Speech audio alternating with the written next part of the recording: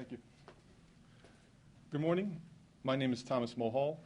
I'm a special agent with Homeland Security in New York. I currently supervise a group of special agents that focus on investigations involving cultural property, art, and antiquities. To begin, I just wanted to briefly define cultural property as Homeland Security is focused on the, I apologize. The definition we're using currently is movable or immovable property of importance to a cultural heritage, society, or nation. That's a fairly universal definition you'll find throughout the world.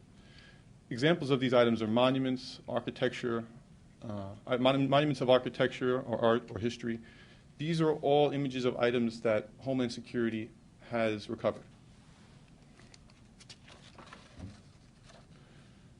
Again, in the photographs are an Egyptian sarcophagus that was recovered in Miami and a set of earrings from the 8th century BC that was recovered in Chicago by our agents.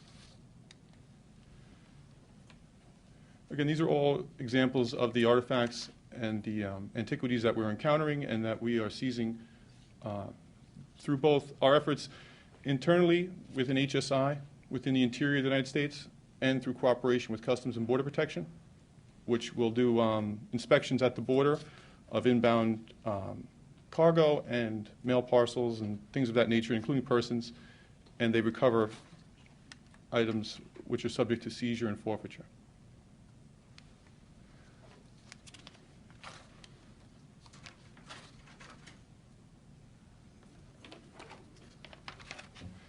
A common question we do receive is, why is Homeland Security investigations involved in the enforcement of cultural property laws and the enforcement of foreign laws related to the theft and looting of cultural property? Through our legacy organizations and empowers, I guess you could say, granted by Congress to Homeland Security, we're in a unique position at the border to enforce these laws. Basically, to enforce laws involving stolen property being imported, stolen property being trafficked. Our footprint, HSI's footprint internationally is 46. We have agents in 46 countries.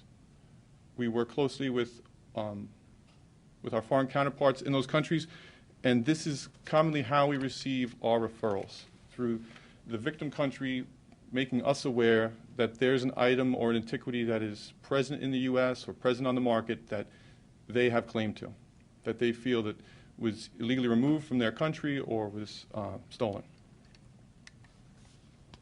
Another reason why Homeland Security Investigations is involved is because the United States is one of the top 3 markets for illicit culture, for cultural property, art, and antiquities.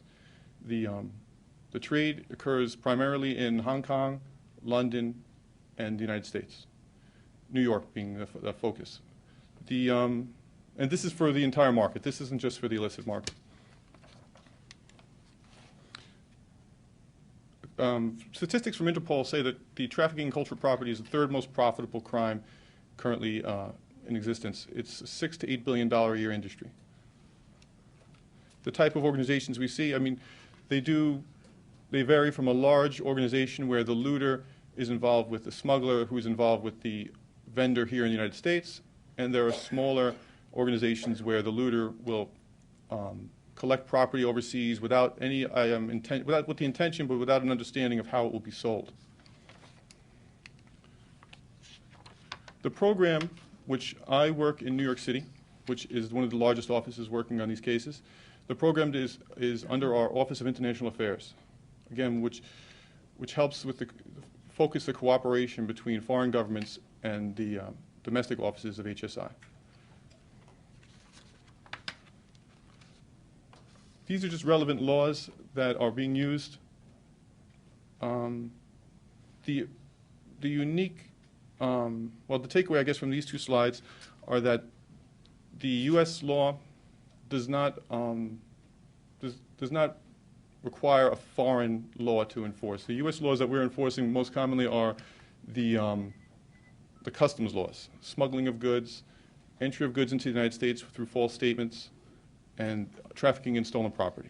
And these are laws that you can enforce for any commodity.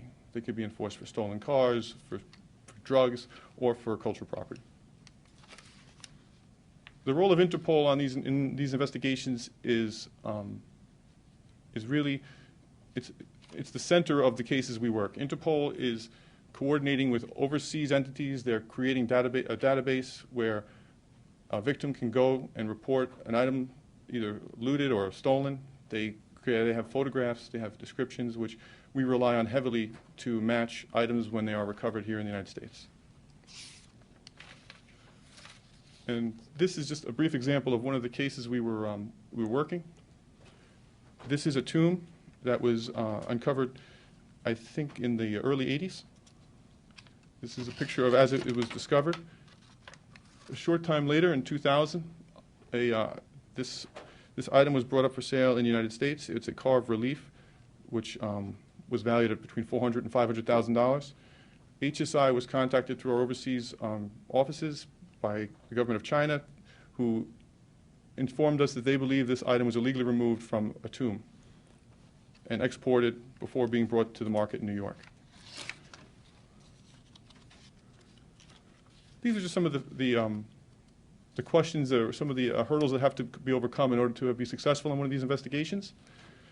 On this particular case, the question was, can we confirm that the item was illegally removed, and where was it present in China in 1980? And fortunately, there was photographic evidence which actually depicts where the item was removed from the wall. You can see there's a small void. It looks like a doorway on the right and left. And this is where this relief that was offered, and a second relief was also removed. And here I just included this photo for scale.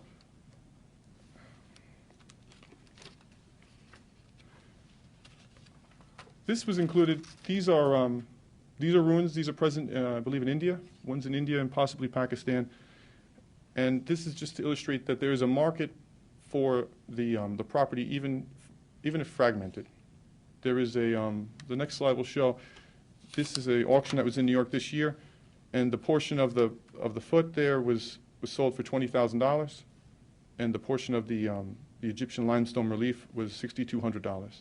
So it really presents an incentive for even a small or independent looter to do work, as we saw earlier, to take portions of an antiquity, to break it off and to move it into the United States, because the market is that strong. This is an ongoing investigation in New York involving a statue that was looted from Cambodia. It's presently being prosecuted by the Southern District of New York. Again, this is the questions that come about with this investigation, the hurdles that need to be overcome to be successful and to return this to Cambodia they're twofold. Really, it's a question of the law, and when Cambodia was under French rule and when Cambodia was under independent rule, and which laws would apply during the looting, or during the removal, we should say, of this item, and the inventory, where it was in Cambodia. And these were discovered. These are the feet that belong to this statue. So the question of where it came from has been answered, but there's still the question remains of when it was removed and what laws applied in that country when it was exported. And this is a successful investigation we've had in New York. It was, we dubbed it Operation Mummy's Curse. It resulted in 4 indictments and 3 arrests. There's currently 1 fugitive in the Middle East. And this I include just to show the market. This is a target's home. He was arrested. We conducted a search warrant. And this is the attic, I believe, of his home.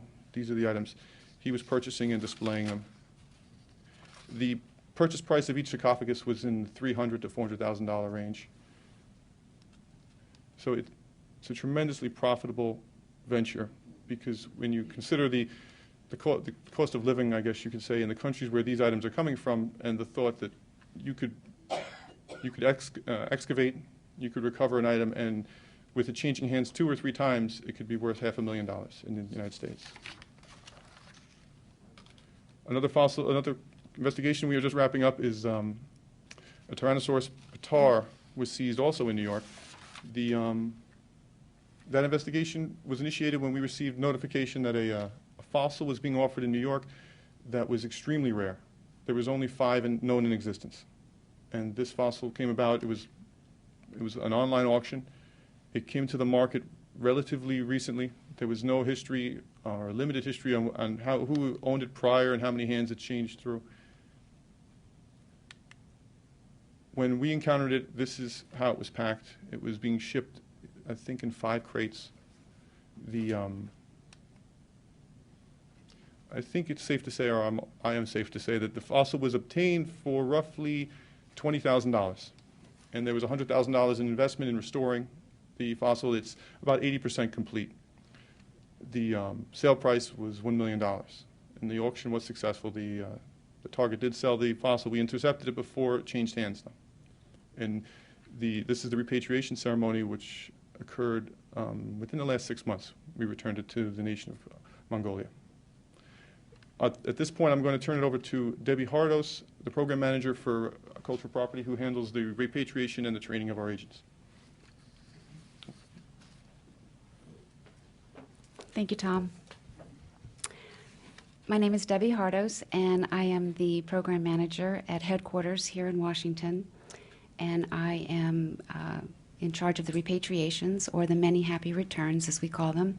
I work with agents or group supervisors such as Tom and his staff of other agents around the world on bringing these investigations to a close and then getting these objects back to their rightful owner. The Batar was repatriated in New York in May. This was a collective effort by HSI, ICE, U.S. Attorney's Office, definitely the Mongolian government. They were with us every step of the way, and they really did help to move this along rather quickly. The Batar was returned to the government. They took it back to Mongolia, and they have since set up in their capital a temporary museum to hold the skeleton. It was reassembled there, and it has commanded quite an audience since it opened several months ago. We have many other fossils to return to Mongolia. It'll take a little bit of time.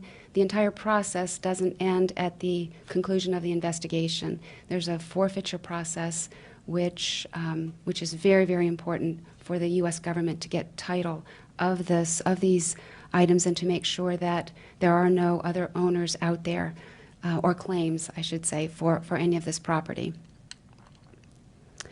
The agents in the field are offered an opportunity to come to Washington and to meet with curators, academia, other agents at the Smithsonian twice a year. We have a small group of about 24 agents that come in, as well as a couple prosecutors and some of our attorneys, and they get together for about 3.5 days at the Smithsonian, and they actually get to do hands-on handling of the specimens, identification, and then they go and they actually go to a practicum where they actually work on a case study themselves. So it's some of the most in-depth training that we have.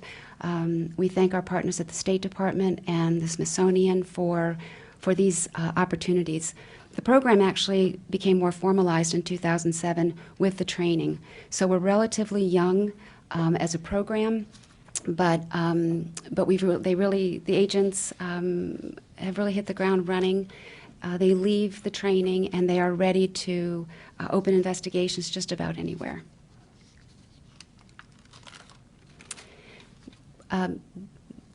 We have a list here of, as I said, when the program became formalized in 2007, then we started keeping more statistics. Prior to that, though, and since the beginning of customs, they have done repatriations, but in a less formal way, and certainly not as often. Many of the countries here that are represented, I know there are some reporters here, and even if you don't see a country listed up there, that doesn't mean that we're not working with or have an investigation, and that we will be working together at some point. Some of the countries up there we've done more work with recently. Definitely Peru. We have an Afghan repatriation on Monday, and we have many in the pipeline.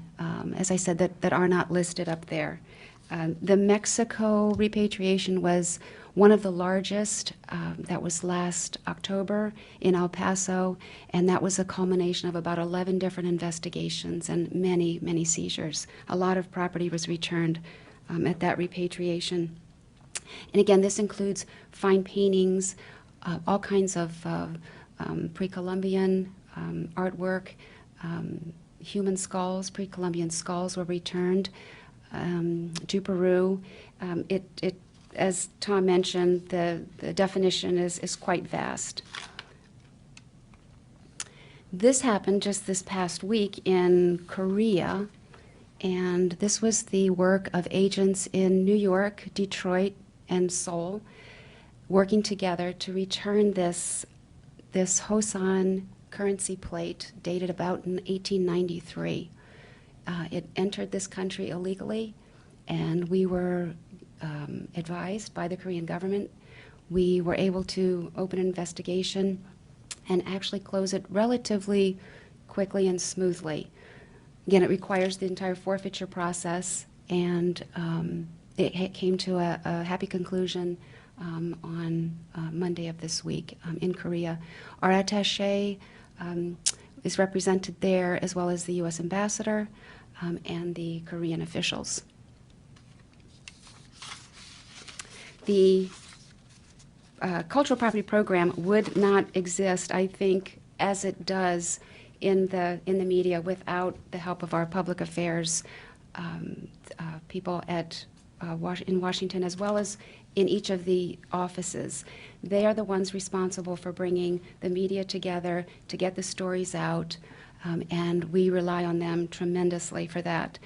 We do have if you haven't visited ice.gov, we have a website set up, and it does list all the most recent news releases, as well as videos and photographs as well. So with that, that's my presentation. Thank you.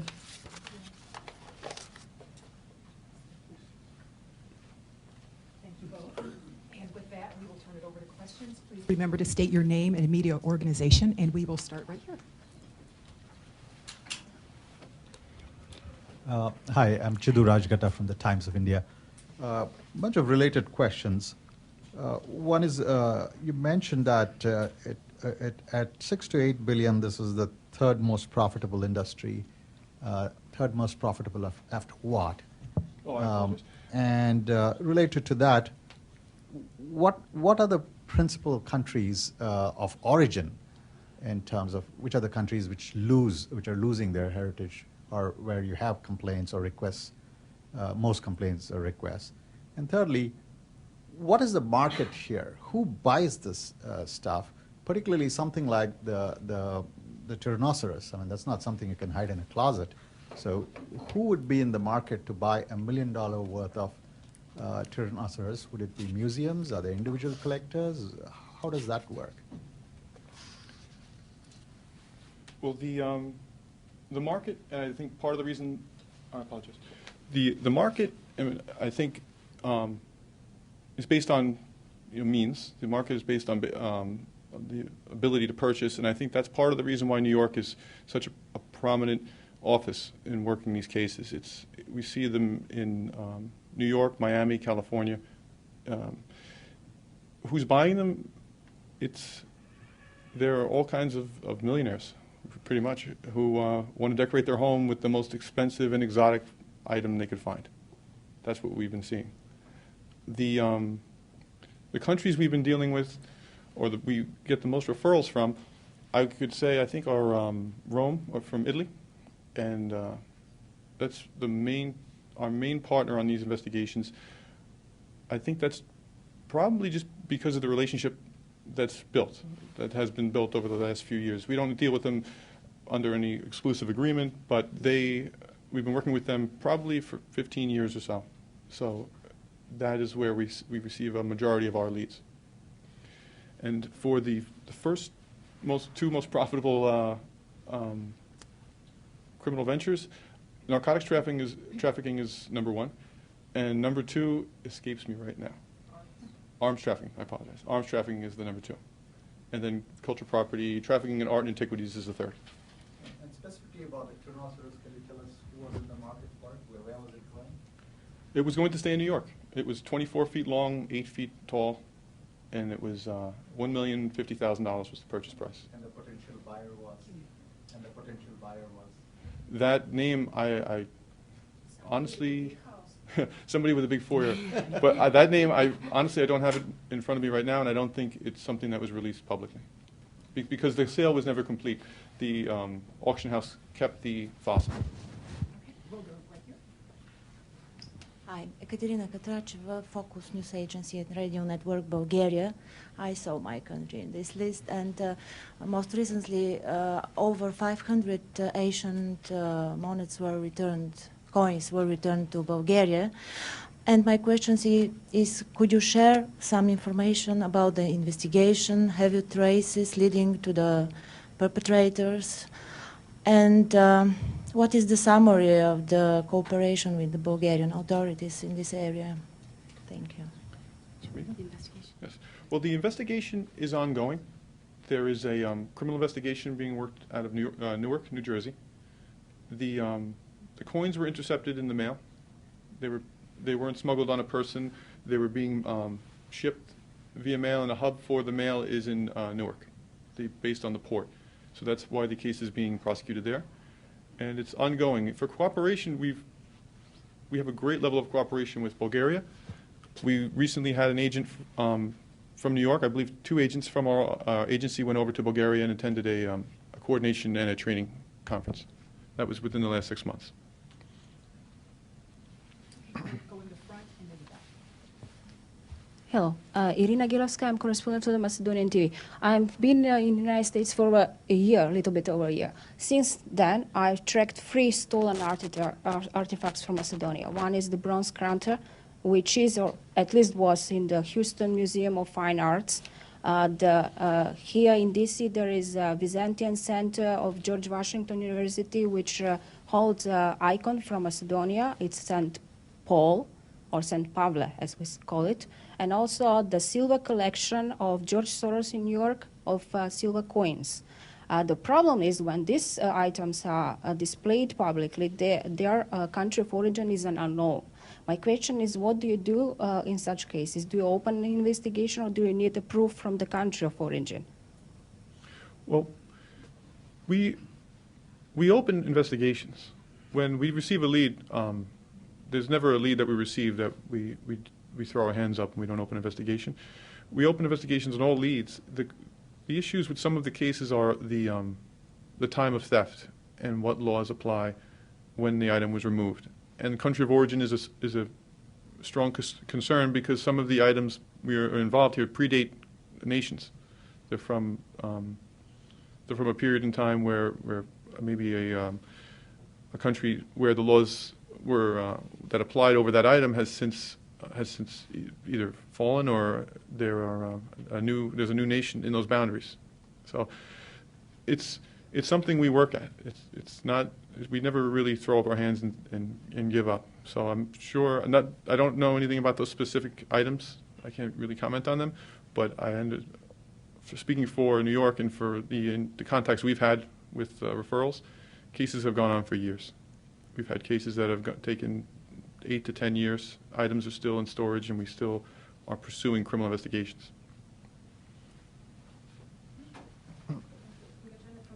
Agency. I wanted to ask you about the investigation of objects stolen during the Second World War. I wonder if 70 years after the end of the war you can still find some objects.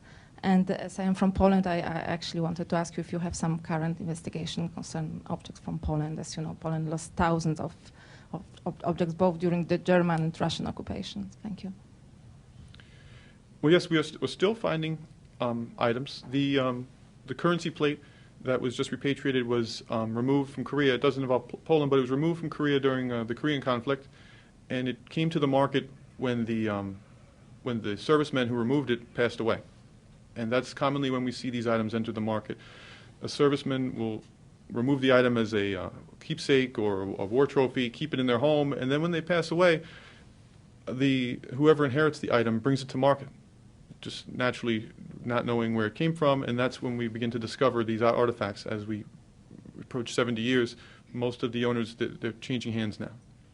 And Poland, investigations ongoing with Poland. We have one in New York, where we've been successful in recovering 2 paintings. One is a modern work, and one was looted during the Second World War. And we are still, it's an ongoing investigation. We're still in making headway in recovering other paintings, I guess we could say that. My name is Say Poach from Voice of America, Khmer Service. Cambodia is definitely on your list, and and recently you have returned 2 important pieces to Cambodia. Could you tell us how many artifacts you have in stock from Cambodia, and is there any immediate plan to return more? Do you know how many? There are. I apologize. Yes, that's the short answer.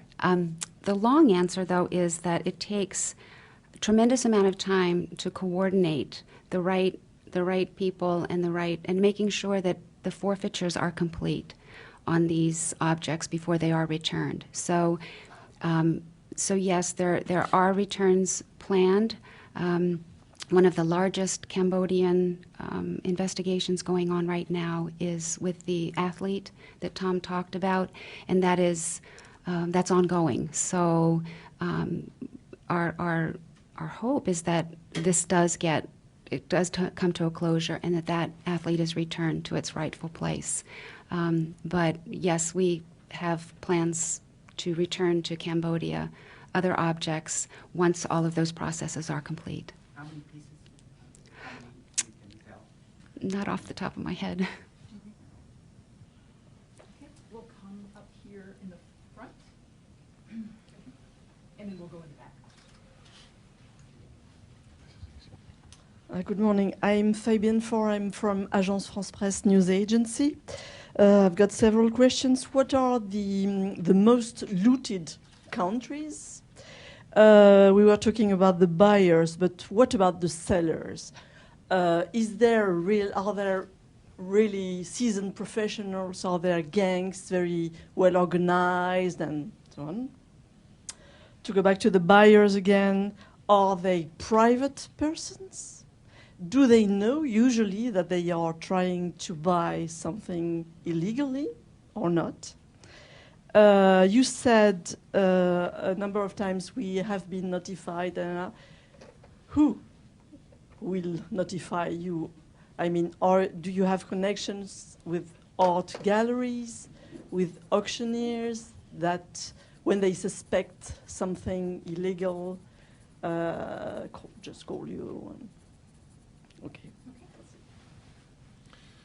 Well, it's difficult to say the most looted country or region, because looting may be ongoing now, and we're not aware of it, or we're not enforcing the laws related to that country because we have yet to begin.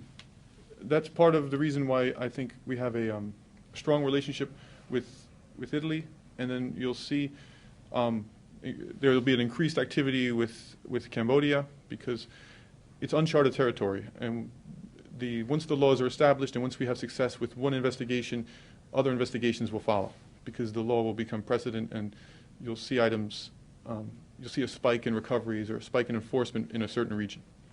The networks are very organized.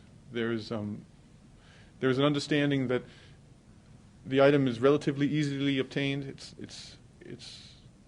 It's difficult to excavate and to uncover, but you'll see networks that will piggyback or follow a academic excavation that's going on, and when the students, university students, when they return from the dig to go back to study, a local population will go into the dig and recover items, and they'll trade them through a network, knowing that the United States is the strongest market, one of the strongest markets. This is where you'll recover the most for the item.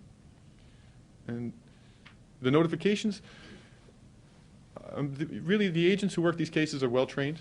The training we receive is outstanding, but we're not really an expert in all things of art and antiquities in all nations.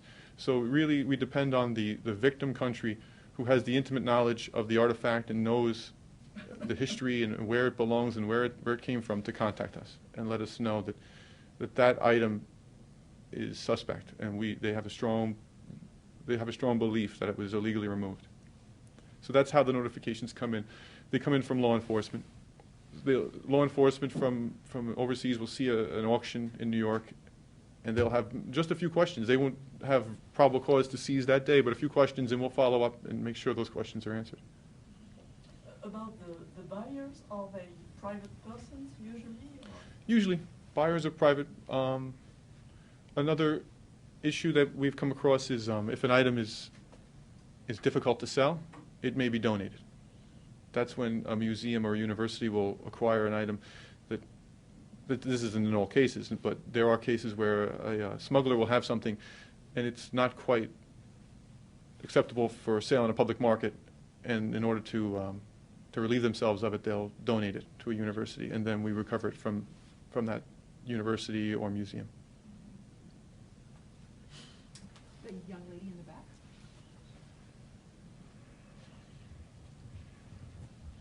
My name is Diana Casanera from NTN24. It's a Spanish TV from Colombia. And I want to know if you have more information about how those items enter to U.S., if you have information of how many enter through airports, talking about small items. And I saw that more of those items came from Argentina, Brazil, South America countries, Central America countries, and I want to know which one is the most common, or what kind of items came to U.S. from those countries. Can you, since it's like a national, most?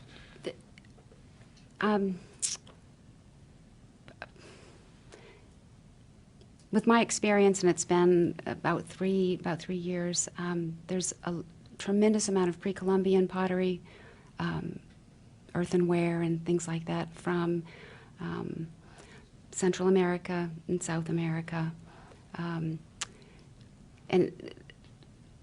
it's just, well, there's a very vast cultural, I can't think of all of the different cultural names attached to all of that, but there's been quite a bit of recovered and repatriated pottery. The textiles and things like that. So my understanding is that these objects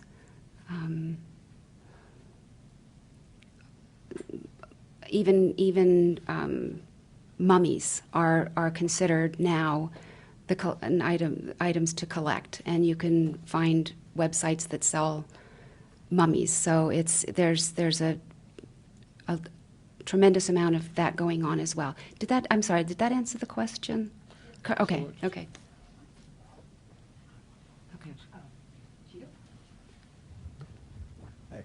Is there a statute of limitation in terms of time of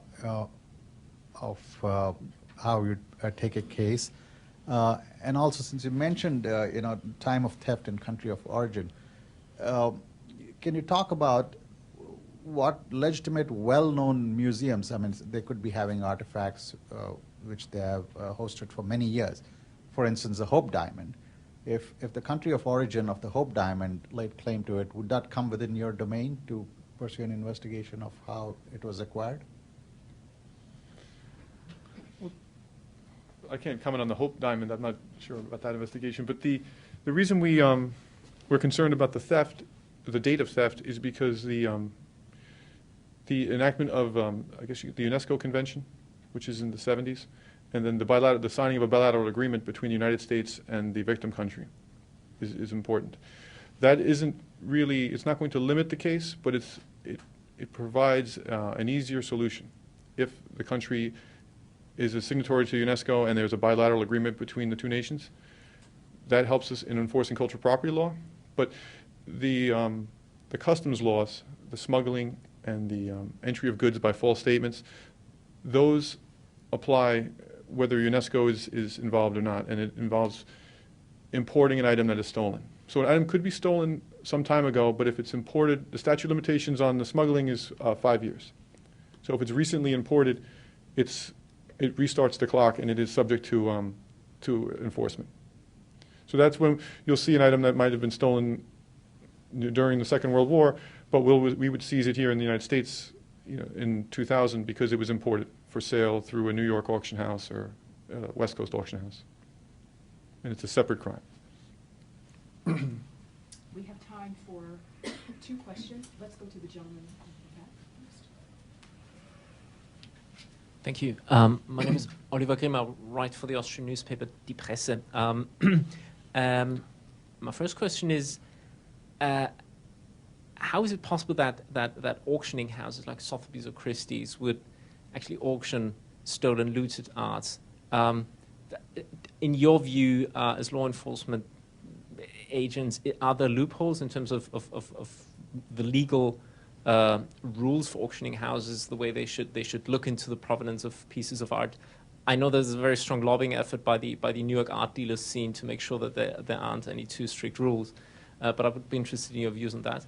And then secondly, on a concrete case, the theft of several paintings from the museum in Rotterdam, and this sort of really, topsy-turvy tale of the things turning up in Romania. Do you help the Romanian authorities in making sure that these things aren't being sold on the black market? Because there are rumors that they might have been sold to Russia or to any other post-Soviet place. What is your role in making sure that these paintings are tracked down and they're being recovered? Thank you. Your first question about the auction houses, we, at least in New York, have received outstanding cooperation from Christie's and Sotheby's. The current requirement is for a provenance to be provided, which can be attested to, I guess we could say. So if you were to come to Sotheby's with a painting, and the provenance is documented, then they will accept the painting. If they do turn quite a few artifacts away, and they do turn away items, but the criminal really wants to create that provenance. That's what adds value to an item. You'll see 2 very similar items with different histories have vastly different values, and one would be depicted in a photograph in the early 1900s, and one will just have a paper provenance of bills of sale, but all the parties involved are either deceased or there's no further way of supporting that provenance. So that's the level of evidence that they're using, and it's, well, my personal opinion, I really can't share, but it's been very successful in New York. It's for HSI as a whole, for working in these cases, it is effective. And sorry, do they inform you when they turn down suspicious pieces of art? No. Sotheby's and Christie's do not inform us usually. We come to find in investigations it has been the case. We found artwork or antiquities that are at a second auction house or a third auction house. We seize them as stolen, and then through the investigation we come to learn that it was brought to Sotheby's, and that helps the investigation move along because it shows the person was made aware that the item was questionable. They bring it to a legitimate auction house, and the auction house turns them away and says it's not acceptable for public sale, and then they'll shop it around, they'll go to a third and fourth auction house. And I'm sorry, your second question. Rotterdam, the Rotterdam case, the paintings that were stolen. We receive alerts, regular alerts, sometimes daily from Interpol concerning thefts, and it's something that we both alert the Customs and Border Protection at the border to the possibility of the item being imported, and then through our investigative efforts in New York, through sources and informants and people we speak to in the art world, try to determine if it's in the New York art market. So that would be the level of support we really provide. But a transaction between Rotterdam and Romania, we really don't have a mechanism to gain records or to find anything out about. And we'll take our last question from the gentleman in the black cap.